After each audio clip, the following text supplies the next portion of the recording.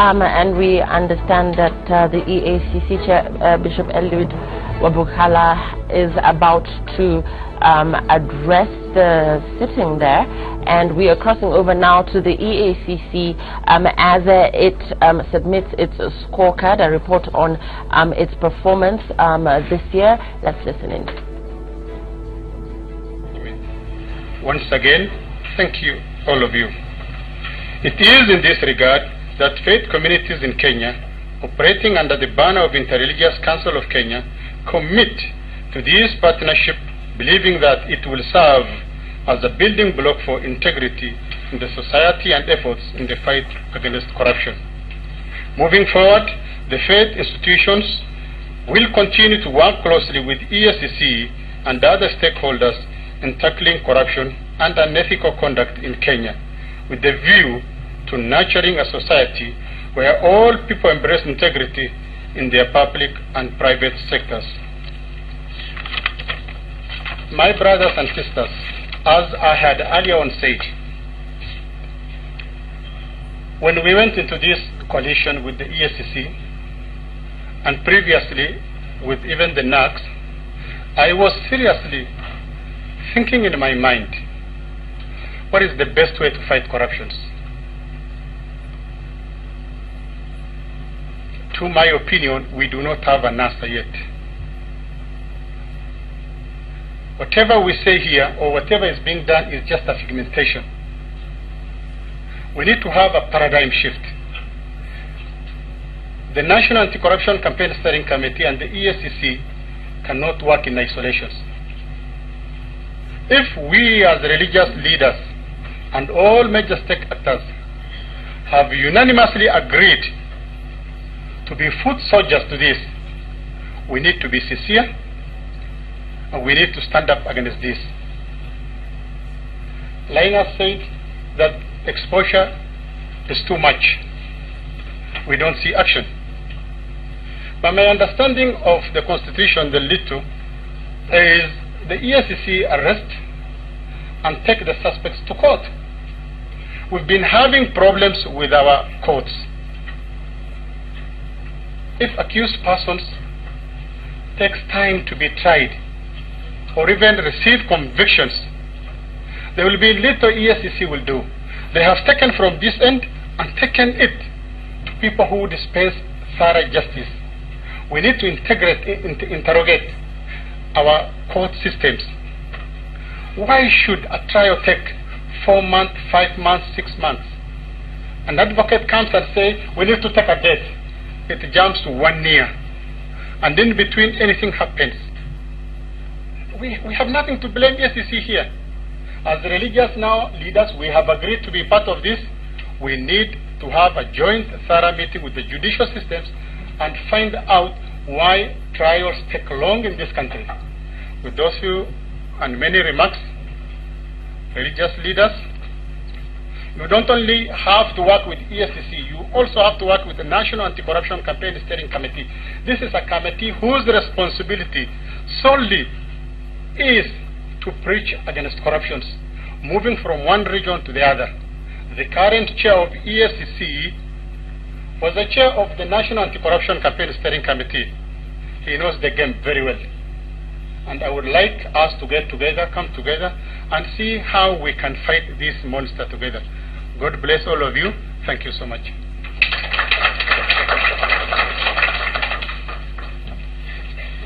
Thank you, Sheikh Wachu, for those remarks, and again my apologies for that.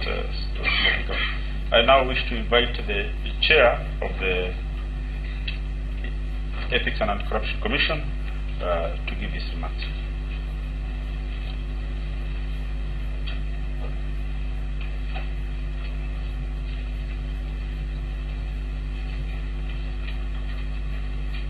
Thank you so much, Dr. Kuria. As my colleagues have started saying, all protocols observed. That's because I'm excited to see that all of you have responded to come to our meeting. May I take this opportunity to say good afternoon. I hope it is still afternoon.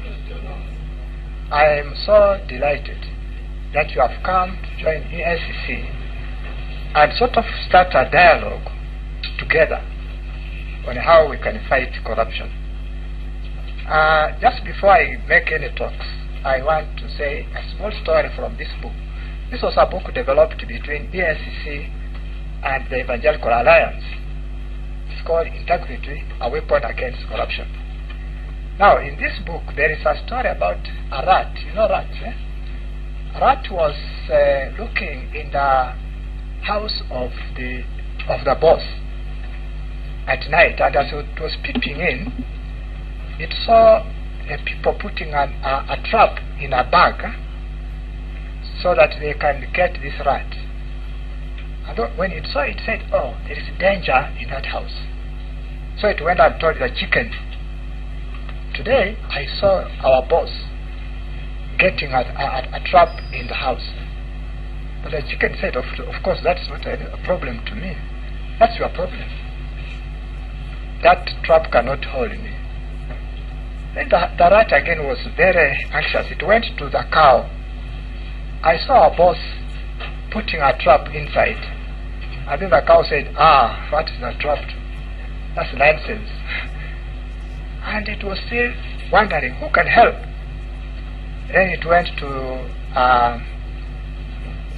what you call this, where you eat mutton, pigs, the pig.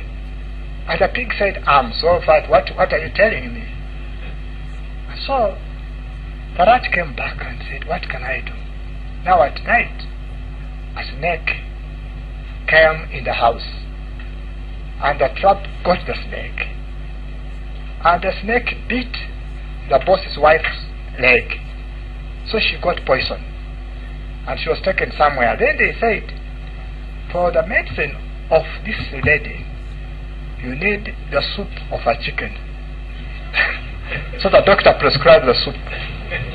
Now what they did, they looked for the chicken, it was slaughtered, soup was given. For the wound to soothe, they need some oil from the pig. So the pig was taken. And then unfortunately she died. And at the funeral, arrangements were made and so many guests came. For the food, a cow was needed. And so the cow was slaughtered. What am I saying, my brothers and sisters? The war against corruption cannot be fought by one person. And that's my delight today with EACC, that you have accepted to come, and we are signing a memorandum of understanding with the entire religious fraternity in this country to fight corruption. We are moving on with the other stakeholders. I'm so delighted to have the media here. And Mr. Kaikai, thank you for the wonderful remarks that our conscience is numb, and I think it's something we must now work on to ensure that Kenyans are aroused to deal with corruption as a problem that can bring down this country. Big civilizations have fallen because of corruption. Rome, Greece, name them. If you read the history properly, it's corruption that can bring down even the biggest civilization. And so religious leaders have come here to ensure that Kenya does not fall. I want to say this is a new beginning. A new beginning to rewrite the narrative about corruption in this country. To say that it is possible the will of the Kenyan, represented by these religious leaders here and other stakeholders, can be strengthened to remove the scourge of corruption. I'm glad when I joined the EACC about 3 months ago, I had to take time to see what culture am I joining. And all of you, media, and all other people are actually screaming with their high voices, "Your Grace, you have gone into some hyenas. How will you survive?" And so I had to take time and understood the culture, allow them to understand me, and then together we begin to craft the way forward in handling corruption. I'm very grateful that time has now come for all of us to start that journey.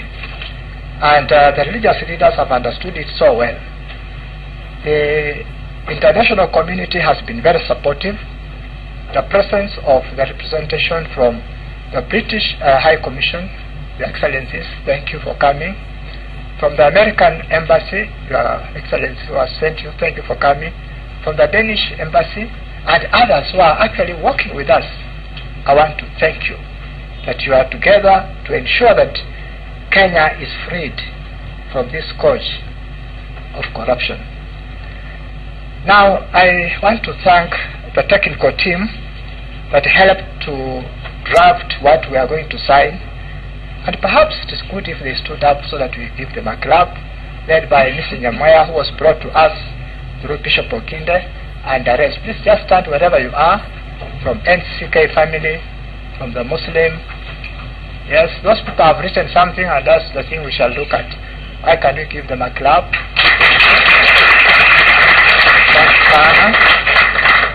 I also want to thank our own staff, EACC. They are very hard-working people. I want to tell you, my friends, despite that rotating door, these people reach there very early, and they are very committed Kenyans. I think us is to encourage them. I joined a team which every Kenyan is vilifying, and you know, when you vilify your child so much, you can make him believe that it's a bad child. And therefore it's good to encourage them. I want to thank them for that work. Perhaps let's give a clap to the EACC and the entire team. Thank you. And my colleagues, the religious sector leaders who have come, because I came from you, as my friend has mentioned, I am happy that you have come to the aid of all of us. I know that you left a lot of work to be done at your critical places, and you have come to join us. So I want to extend my sincere gratitude to all of you, my friends, who have come to be with us in this meeting. Allow me to thank each one of you for the efforts that you have put in this endeavor. And in particular, I thank the joint committee which I have introduced, because they have worked tirelessly to ensure that we have this day. My brothers and sisters, we all understand the magnitude of corruption in this country. Apart from its effects, corruption is also multifaceted, and it's a challenge which we cannot eradicate with just one institution. The Commission has continued to exercise its mandate of combating and preventing corruption and economic crime in Kenya, as provided for in the Ethics and Anti-Corruption Commission Act of 2011. However, implementing the kind of mandate in a country where fundamental values of the integrity have deteriorated to worrying levels requires concerted efforts of each and every citizen. I want to say this, that indeed the fundamental issue we are addressing is a value problem. When you say that our conscience is not aroused when we do wrong, when we can profile almost every case of corruption and nobody is moved, when you find that somebody has been accused of corruption and the Kenyans elect that person to a political office, that tells you that Kenyans then have we have a responsibility of arousing the conscience of every Kenyan so that we are able to succeed. When I was appointed chair of this commission in January, my first observation was that the commission had been left to fight corruption single-handedly. Everybody points a finger at EACC. Why can't you stop corruption? They say. And I have done a little research. I've been to UK and I've seen how the British government fights corruption. Thank you, Your Excellency, for that opportunity. And we have also done a bit of benchmarking with Hong Kong, where also there's a robust fight against corruption.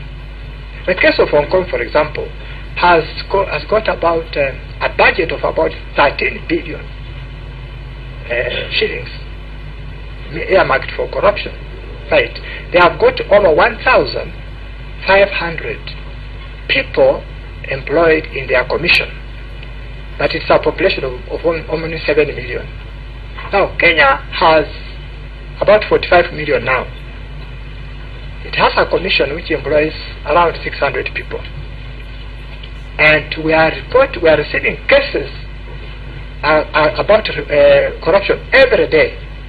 As I speak, I think there are statistics which we shall look at, but they are not less than 700 cases maybe in a week or so. And so we are stretched to ensure we attend to these cases. Now, we cannot, and this is important, that it's not EACC alone, not the police, not Parliament alone, not Transparency International trying to help us, get into the indexes. It is all of us. And today's meeting is to create that new beginning in a movement that allows every Kenyan, through their religious associations, to begin to handle corruption as our challenge. And so I've realized that there's an urgent need to reach out, not only to state actors, but also to all actors that are in this country, to help us deal with our mandate. The reasons are simple. Corruption is caused by a lack of sound morals, and I think religious leaders are the teachers of morality. And secondly, they have a very huge platform. I'm therefore most grateful that they have graciously accepted, and together we will surmount this challenge and deliver our country from the stronghold of corruption and lack of integrity. We actually have to deliver this, my brothers and sisters. It's our generation that can now deliver Kenya from this scourge. We shall propose, I think, with agreement with the other stakeholders, that perhaps very early after the elections, we call a National Integrity Day. All of us together call for a National Integrity Day, where we covenant every Kenyan to begin anew and stop corruption moving forward. I'm also pleased to report, however, that EACC has made commendable progress in the war against corruption. While I was there, I noticed things are happening because we encouraged ourselves as staff that we want to be proactive. You have said it very rightly, our friends who have spoken, that the prosecution is expensive. These high-profile cases you have talked about, these people have taken a lot of money. Before you jail that person, he has employed the best lawyer in the country. He has all the networks to frustrate the efforts of the commissions. This is a very challenging thing. It's not just in Kenya. I was told even in Britain that these cases are always complicated when it involves huge amounts of money and high-profile people. So we have to go for preventive measures. We have encouraged ourselves to go for preventive measures, which also involve disruption of the monies before they are stolen. And I wish to report that since January, the Commission has managed to preserve assets worth more than 335 million Kenya shillings. And a total of 432 cases are now pending in court. We have 1,340 officials charged with various corruption offenses. And as part of our proactive activities, these officers and the Commission have disrupted loss of public funds close to 1.6 billion through overt operations. Now, some of these things we don't mention them, because if you mention, you lose the battle. We do that to ensure the money is not taken out. Before somebody wants to take it, we have stopped it. And it was very nice that 1.6 billion was able to be stopped from being taken away. So as we face this year's general elections, for example, the Commission has partnered with the stakeholders. And now, in terms of Chapter 6, as you have just mentioned, we want to play our critical role of vetting candidates contesting for various elective positions. We are very grateful to you, my friends, that you have appreciated our predicaments in terms of Chapter 6 and our vetting process. But that notwithstanding, we are doing our part in terms of doing that which we are allowed to do, in terms of vetting those people who want to stand for elections. To this end, we have received self-declaration forms from a total of 16,140 aspirants. Can you imagine? That's the kind of volume that has come to us in terms of self-declaration. Now, self-declaration forms are those forms where a person is asked so many questions and he declares that indeed he has so much, he has never been jailed, he has had no problem, and he signs and then he delivers it to us. Now, in future, when we find this person with a problem, we go back to the form and say, but you declared that you are innocent, and it's possible to institute a court case against such a person even when he is in the office. And so we have received 16,140 forms in our office. Out of this, 11 are for presidential candidates. So I don't know whether one of them is here. But we have received from Jubilee presidential candidate. I think you know that one. We have received from the NASA presidential candidate. I think you know that one. And then we have received from others who are there, about the other 9. They are there in our place. Now 3 are for deputy president, 263 for governor, 81 for deputy governor, 333 for senators, 361 for women representative, 1,964 for members of parliament, and a huge 12,913 for members of county assembly. The Commission is in the process of verifying the information to determine their suitability for the aspirants to vie for these various offices. I know you will have questions. When you discover they have not qualified, what do you do? We shall make our recommendation and send to the IEBC, who are mandated legally to take the necessary action.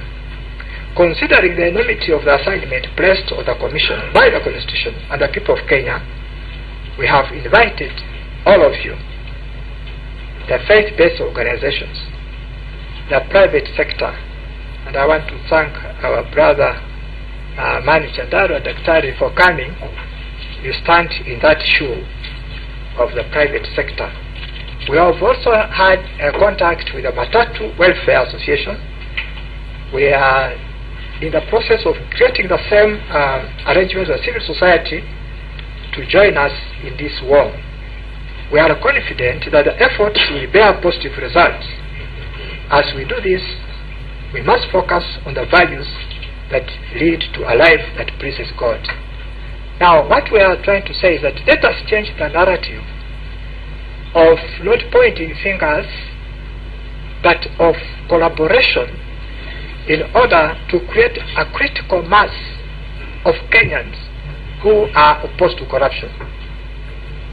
And this critical mass will help us to push forward and handle the big people up there, so that our war is going to be both at the top. We hit the top, as Mr. Kaikai has said, seriously, but at the same time stir the common public, so that together we meet here and we shall have to do away with corruption. So my friends, as a commission, we have collaborated with you, and today we want to continue with the second step of signing an MOU that will help to begin our work together.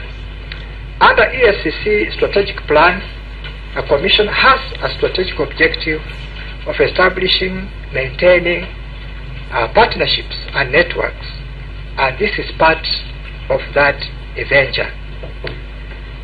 Now, the joint best faith organizations partnership with the Ethics and Anti-Corruption Commission has brought together, as you have noticed in our introductions, over 10 umbrella bodies. Perhaps we were not able, as our MC was trying to introduce people to speak, to have all of you speak to us. But we recognize your presence. Those who spoke in terms of the umbrella organizations were speaking on our behalf. And we were so grateful. When I see the elders of these churches here, of the mosques and the temples here, I want to request that we take this responsibility together very seriously. We have met in order to do about 5 things. 1, to enlist public support in enhancing ethics, integrity, and anti-corruption. Let us go out there using our spheres of influence to get public support so that these people of Kenya will have to deal with corruption as a challenge to all of us and to our nation. We want to increase citizen and stakeholder engagement in combating, preventing corruption and unethical practices in Kenya. Now, as we do that, we recognize that indeed the media has done a commendable job. Actually, I'm so grateful because they have highlighted issues of corruption. Every Kenyan is now aware. What is the disconnect? It is that we are not taking action. So let us now change the gear from awareness to giving people the capacity and the willingness to take action. If you can recall, I think when there was this initial NACA government came about 2003 or so, Kenyans were so energized. And just for a week or two, they took care of their country. I remember they could arrest a policeman and take that person to the police station. They had a capacity. Unfortunately for us, we don't sustain the positive things we get. Let us now change that gear and begin to take action and at the same time sustain the positive steps that we get. We want to increase the influence national attitude and behavior change towards corruption. We want to enhance leadership, institutional capacity and accountability against corruption in all sectors.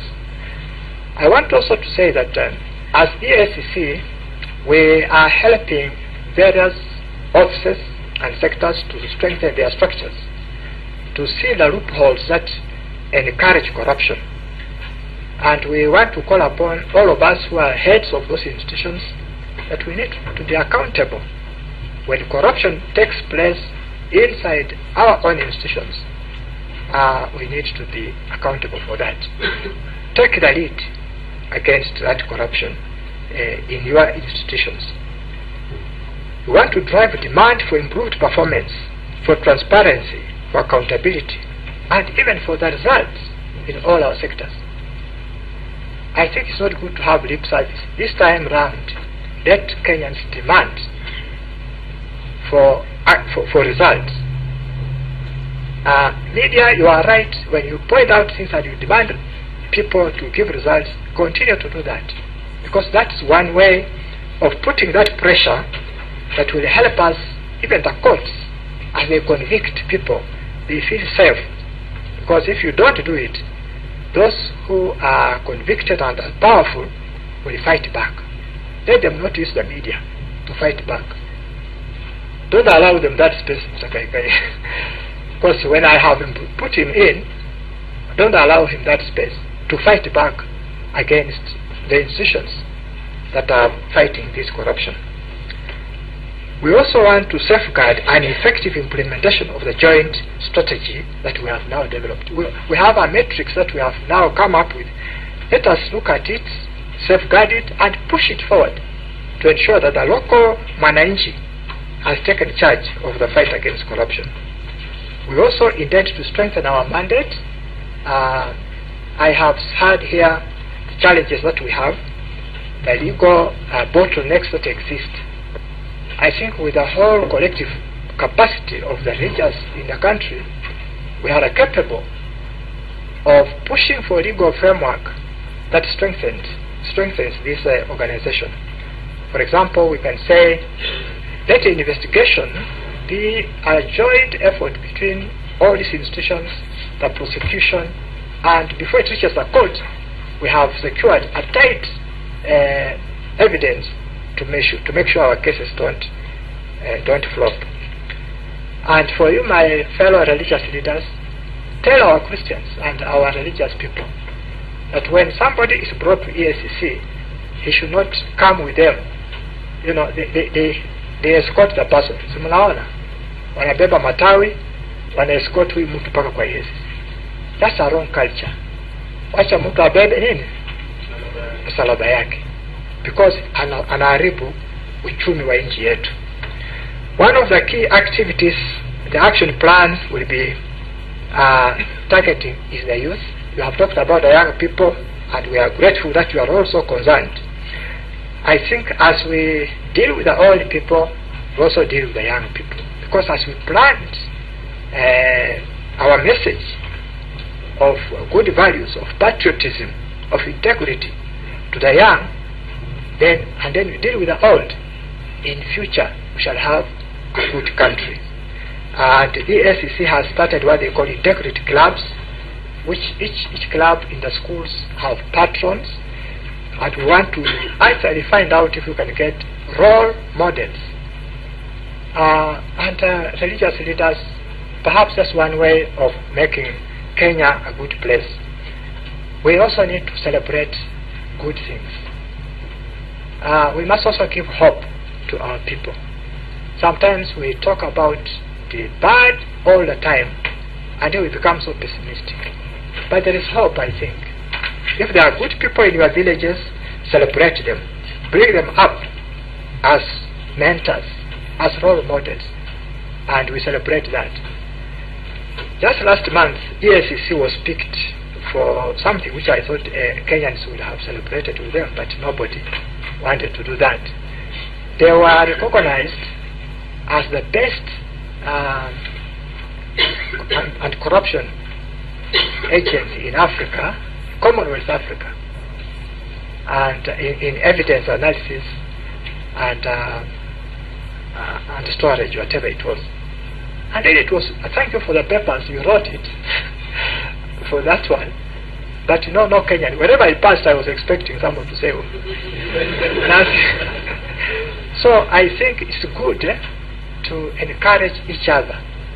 That there are some good things we must build on, so that we create a positive society that does not just look at itself as a failure.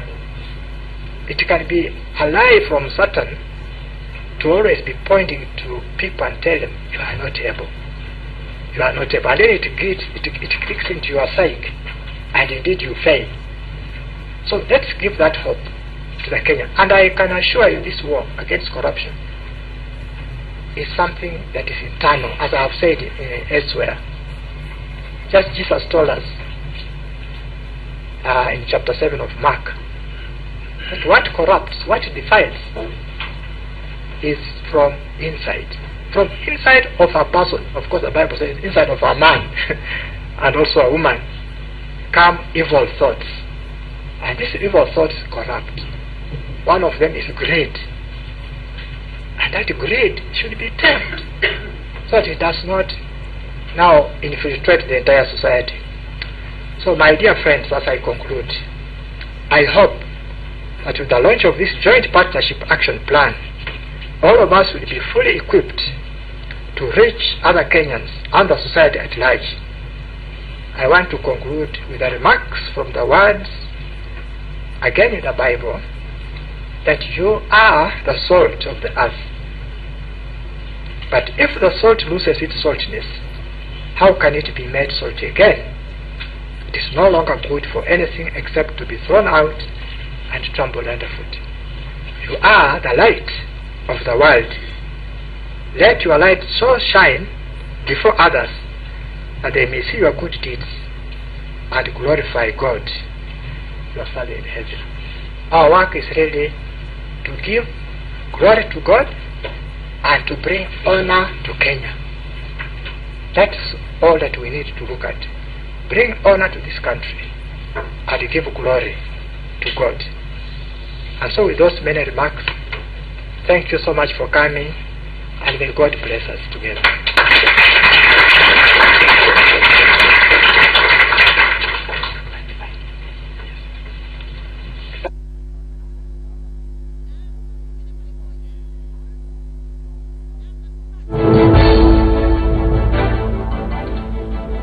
Up next is the day's trend.